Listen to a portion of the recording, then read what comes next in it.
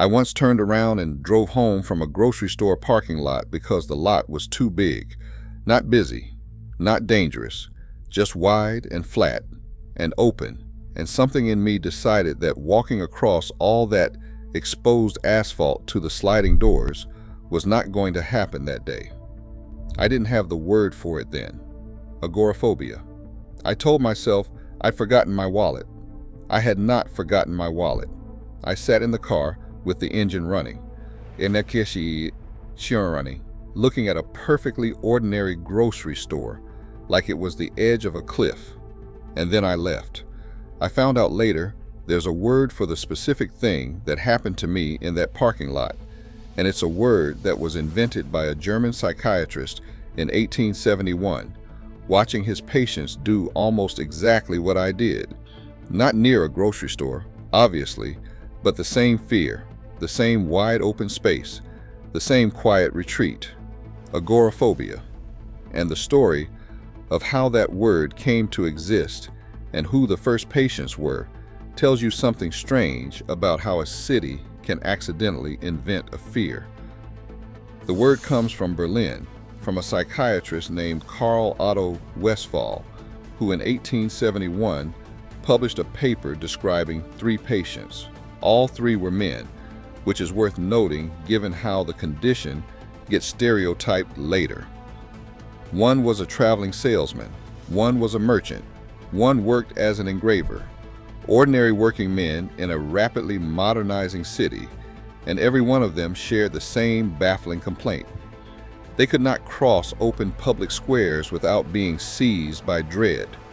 Westphal took the Greek word agora, meaning the public marketplace, the open gathering space at the center of an ancient city, and attached the Greek word for fear, agoraphobia, fear of the marketplace.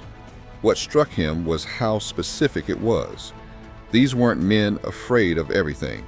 They functioned, they worked, but put them at the edge of a wide plaza, and the fear arrived on schedule. One of his patients described needing to hug the walls of buildings to get anywhere, mapping the city by its edges. Another could only cross a square if he'd had a few drinks first, or if someone walked beside him, or even if he simply followed close behind a passing carriage, using it as a kind of moving shield across the open ground. Here's the detail I find hard to shake. These men weren't imagining a threat. They knew nothing was going to hurt them in that square, and Westphal recorded that clearly. His patients understood the fear was irrational and felt it anyway, at full force, which is exactly what made it a genuine medical puzzle rather than simple cowardice. He'd found something that lived in the gap between what people knew and what their bodies did. A contemporary of Westphal's in Paris, the neurologist Jean-Martin Charcot, was documenting similarly baffling cases around the same time, patients whose bodies staged full emergencies in the absence of any real danger. The mystery was the same on both sides of the Rhine. So why 1871? Why does a fear of open public space get a name and a wave of patients right then, and not 200 years earlier? The uncomfortable answer is that the city's changed shape, and the fear may have been waiting for the right stage. Look at what was happening to European cities in exactly this period. In Paris, Baron Haussmann had spent the 1850s and 60s demolishing the medieval tangle of narrow streets and replacing it with enormous straight boulevards, wide plazas, and long uninterrupted sightlines. Berlin and Vienna were doing versions of the same thing. Vienna tore down its old city walls starting in 1857 and replaced them with the Ringstrasse, a vast circular boulevard. The pre-modern city had been cramped, covered, and close. You were never far from a wall. The new city was open, exposed, and huge, built for grand processions and clear lines of sight. For most people, it was progress. For a certain kind of nervous system, it was a brand new problem with no name yet. Sigmund Freud, who would spend his career just a few blocks from that Ringstrasse, was already a young student in Vienna, while these boulevards were still settling into the cityscape. The city that built his world was the same city that was, for some of his neighbors, becoming impossible to cross. There's a real theorist behind this idea, not just a tidy coincidence. The architect Camillo Sitte, writing in 1889, connected the two directly.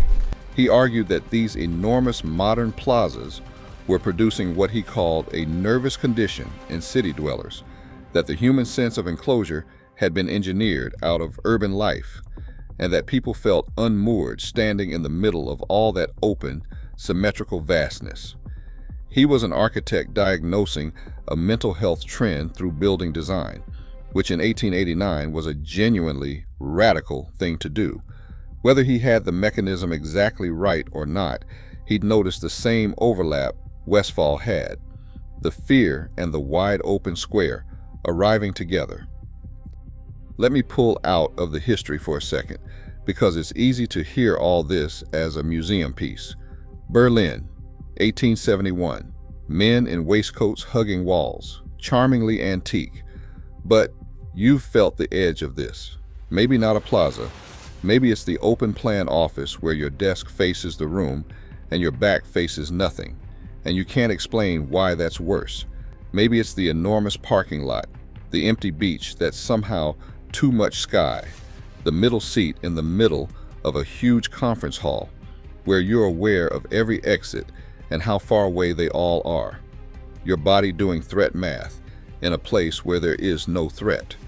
What's actually happening in those moments is your amygdala, the brain's alarm system, triggering a fight or flight response that evolved for a world of predators and enclosed spaces, not Haussmann boulevards and big box parking lots. The signal fires, the body floods with cortisol and adrenaline, and none of it cares that you intellectually understand there's nothing wrong. Westphal's salesman knew nothing in that square would hurt him. You know nothing in that parking lot will hurt you. The knowing has never once been the part that helps. That's not a Victorian problem that got solved. That's the same wiring, standing in a bigger room. Here's where the story takes a turn that says more about the doctors than the patients. Westphal's original 3 cases were all men out in the working city, but within a generation, the diagnosis quietly migrated. By the late Victorian era and into the early 20th century, agoraphobia got recast as a woman's condition, tangled up with the era's obsession with female nerves and hysteria. The same behavior that made Westphal's salesman a fascinating medical puzzle became, in a woman, evidence of a delicate constitution best managed by staying home. The fear didn't change. The story told about the fear did, and it bent to fit whatever the era already believed about who belonged in public and who belonged behind a front door. It took most of the 20th century to untangle that. Agoraphobia only entered the American Diagnostic Manual as its own formal category in 1980, more than 100 years after Westphal watched a man cross a Berlin square behind a carriage. The DSM also eventually drew a clear line between agoraphobia and specific phobias. A fear of spiders or heights is classified differently from this dread of open, inescapable spaces, even though both fall under the broader umbrella of anxiety disorders. And even now, the popular picture of agoraphobia is wrong. Most people think it means never leaving the house. What Westphal actually described, and what the research still says, is narrower and stranger than that. It's the fear of being somewhere open or crowded or hard to escape from. A place where, if the panic came, there'd be no wall to reach for. Today, the most effective treatments, cognitive behavioral therapy, graduated exposure therapy, work precisely by retraining that amygdala response, slowly teaching the nervous system that the open square is not, in fact, a cliff edge. It's a long process. It works, but it works by confronting the same basic problem Westphal identified, the gap between what you know and what your body does. Which brings me back to that parking lot. Engine running, wallet in my pocket the whole time, staring at those sliding doors across 100 feet of open asphalt. I didn't have the word for it that afternoon. Carl Westphal had it 150 years before me, watching a traveling salesman map Berlin by its edges, hugging the walls, waiting for a carriage to walk behind. The city got bigger, the squares got wider, and some of us are still out here looking for a wall.